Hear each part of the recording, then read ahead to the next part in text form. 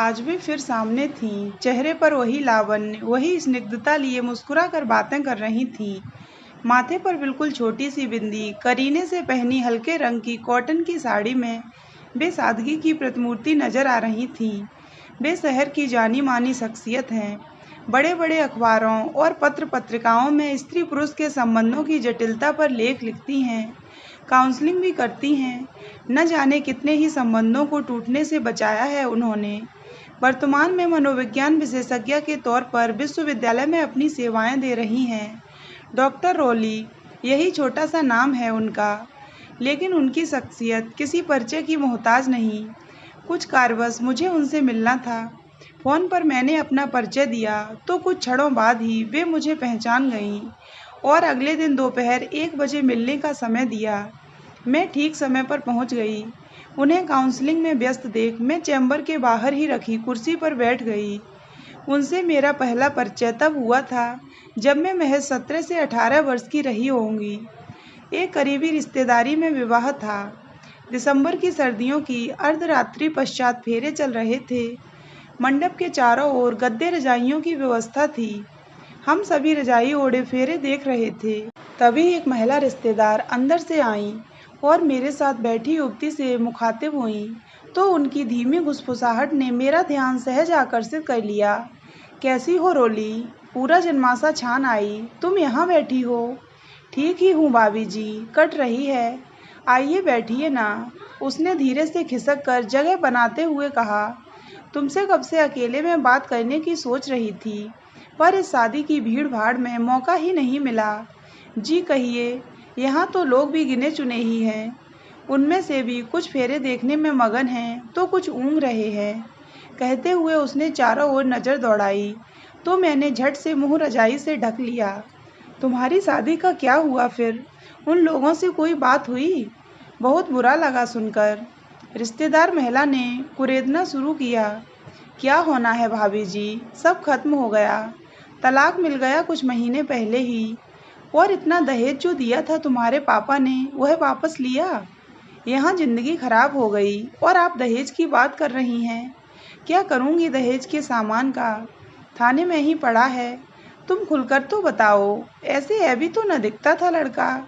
युवती के मुंह से आह निकल गई। ऐब भी होता तो मैं बर्दाश्त कर लेती भाभी जी। क्या बताऊं, समझ नहीं आता। जब तक बताओगी नहीं, लोग कुछ न कुछ बोलते ही रहेंगे। सच्चाई तो पता चलनी ही चाहिए। यह खुसर फुसर मेरे कानों तक भी स्पष्ट पहुंच रही थी। न चाहते हुए भी मेरा ध्यान अनायास ही उन पर केंद्रित हो गया। वह युवती 23 से 24 साल की, गेहूं रंगत वाली, लंबी आकर्षक देह यष्टि की स्वामिनी थी। घनी केश राशि को जूड़े में कैद कर रखा था। सलीके से पहनी गई सादी साड़ी में भी बेहद खूबसूरत लग रही थी। शादी वाले घर में वह जब से आई थी, सभी के आकर्षण का केंद्र बनी हुई थी। उसके सलोने से चेहरे पर बड़ी बड़ी आंखों में काजल के बजाय गहन उदासी की स्याही थी। भाभी जी, आप तो जानती हैं कितनी धूमधाम से शादी हुई थी मेरी। लाखों खर्च कर दिए मेरे पापा ने। सरकारी नौकरी वाला दामाद पाकर घर में सब इतने खुश थे कि किसी ने भी गहराई से तहकीकात करने की ज़रूरत नहीं समझ। वहाँ से भी चट मंगनी पट ब्याह का दबाव था। लड़के का कोई चक्कर नहीं, नहीं चक्कर बक्कर कुछ नहीं। तो फिर ऐसा क्या हुआ कि इधर शादी उधर तलाक की नौबत आ गई? छोड़िए ना भाभी जी, क्या करेंगी जानकर। जो होना था सो हो गया। तुम्हारी मम्मी मुझसे तुम्हारे लिए कोई अच्छा लड़का बताने को कह रही थी। अब देखो, लोग तो तरह तरह की बातें करते हैं, इसलिए सोचा तुमसे ही पूछ लूँ सच्चाई। क्या हुआ था बता ना। कोई ज़रूरत नहीं कोई लड़का वड़का ढूंढने की। मैं जिस हाल में हूँ ठीक हूँ।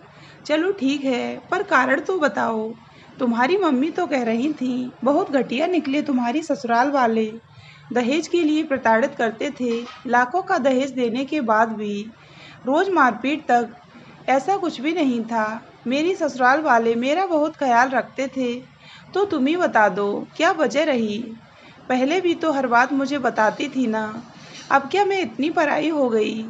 वह समझ गई कि इस प्रश्नोत्तरी से उसका पीछा तब तक नहीं छूटेगा जब तक वह सब कुछ बता नहीं देगी। लिहाजा नज़रें झुकाए उसने बोलना शुरू किया। और फिर बोलती चली गई, भाभी जी मेरी ससुराल वाले बुरे नहीं थे, बस एक गलती हो गई उनसे। बहुत धूमधाम से शादी हुई थी मेरी। शादी के बाद पहली रात हर लड़की की तरह मैं भी अनगिनत सपने सजाए अपने पति अमित का इंतजार कर रही थी, पर ये नहीं आए। सुबह लज्जावश और किसी से तो पूछ नहीं सकी, पर छोटी ननद से पूछा तो वह बोली कि भैया तो ऊपर कमरे में सो रहे हैं। मुझे कुछ समझ नहीं आया, लगा मेहमानों की भीड़ की वजह से शर्मो हया होगी, सब ठीक हो जाएगा। पर भाभी जी पूरे 7 दिन तक अमित मुझे नज़र ही नहीं आए। उफ, ऐसा क्यों?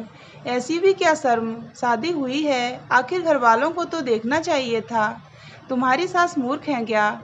भाभी जी अब क्या बताऊं, कैसे बताऊं? मैं यही समझ कहीं बहुत बिजी हैं। मेहमानों के जाने के बाद मैं खुद उन्हें ढूंढते हुए उनके सामने जा खड़ी हो गई तो ये मुझसे नज़रें चुराने लगे। फिर एहसास हुआ कि ये तो मुझसे भाग रहे हैं।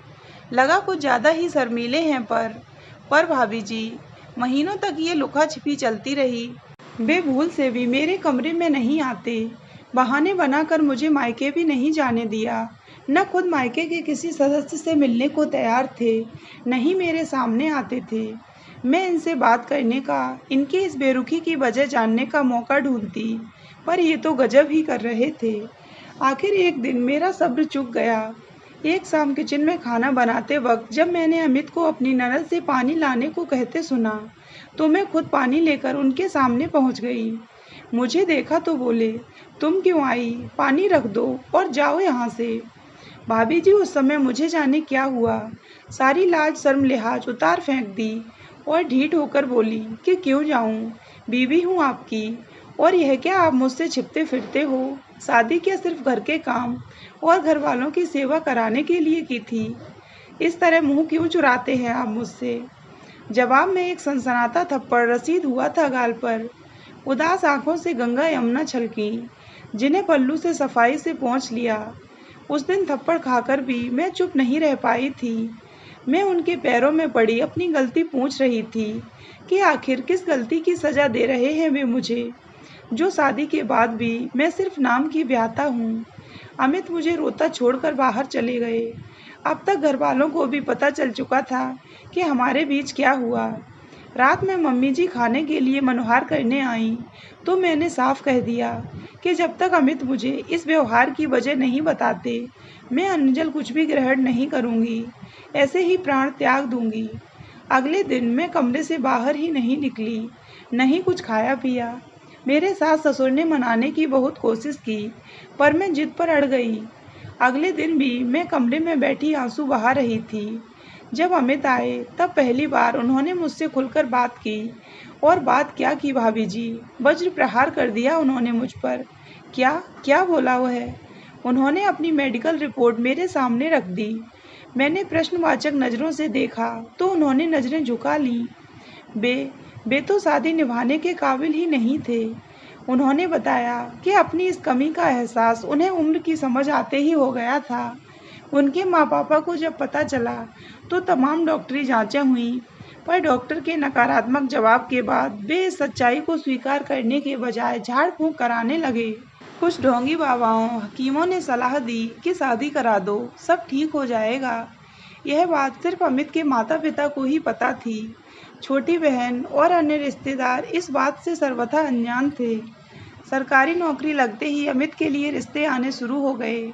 अमित शादी के लिए बिल्कुल तैयार नहीं थे, पर उन पर रिश्तेदारों का, समाज का दबाव बढ़ता जा रहा था।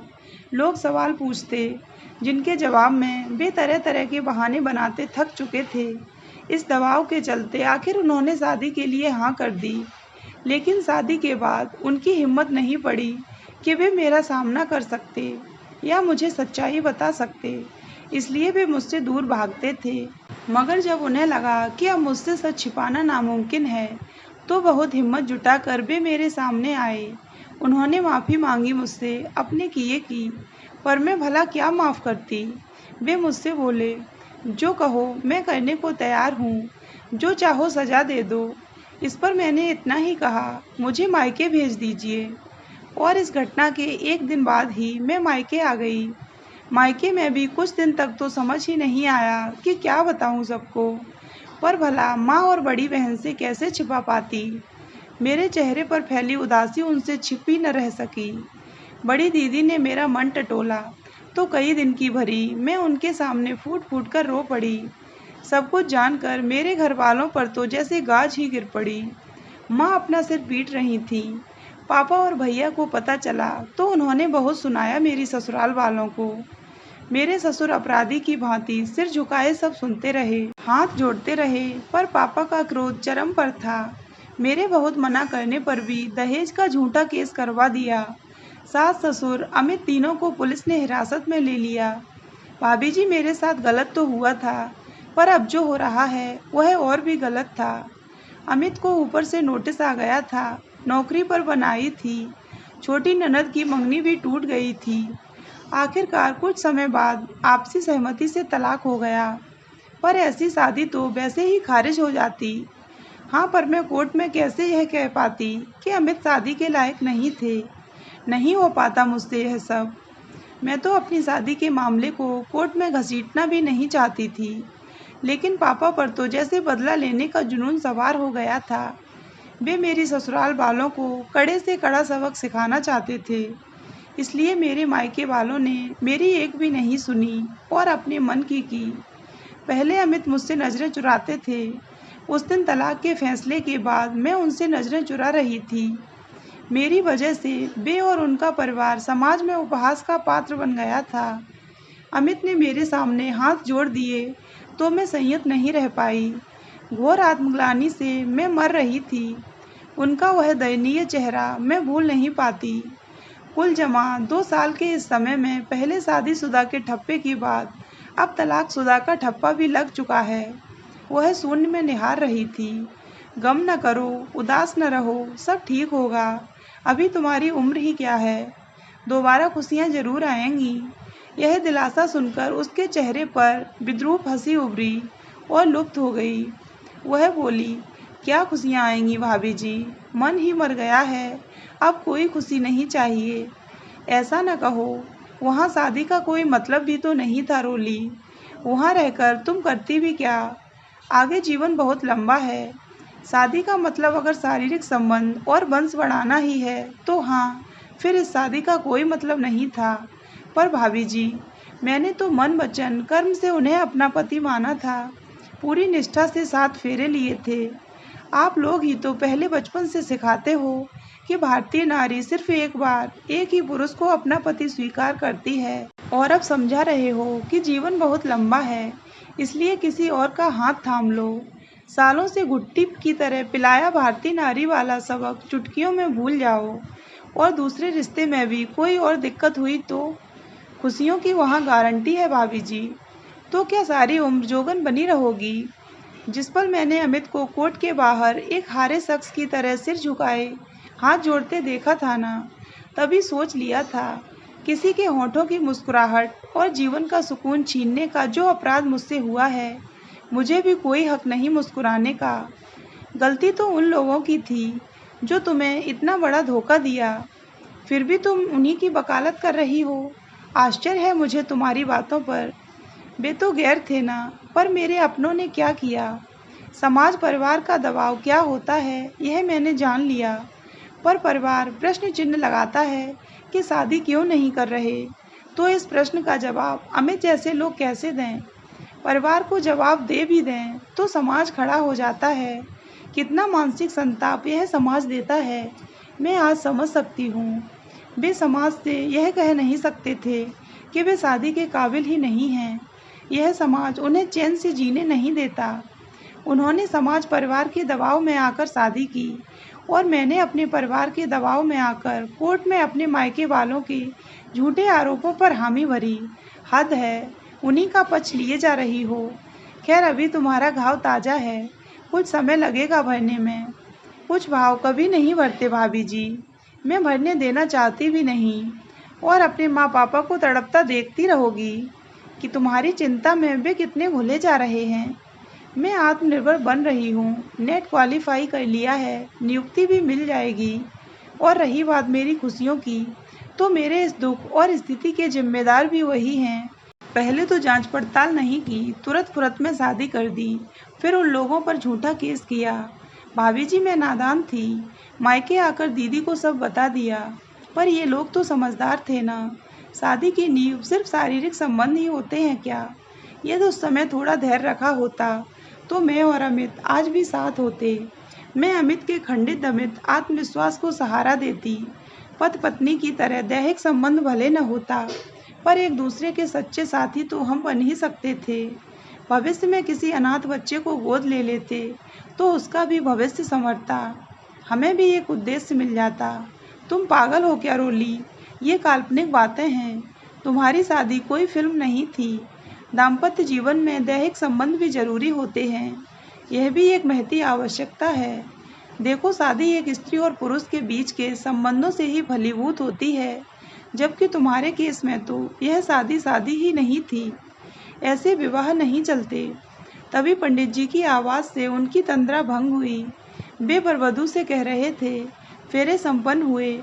आप दोनों अपने कुल देवता, कुटुंब, अपने समाज के सम्मुख मन वचन कर्म से एक दूसरे को पति पत्नी स्वीकार कर चुके हैं।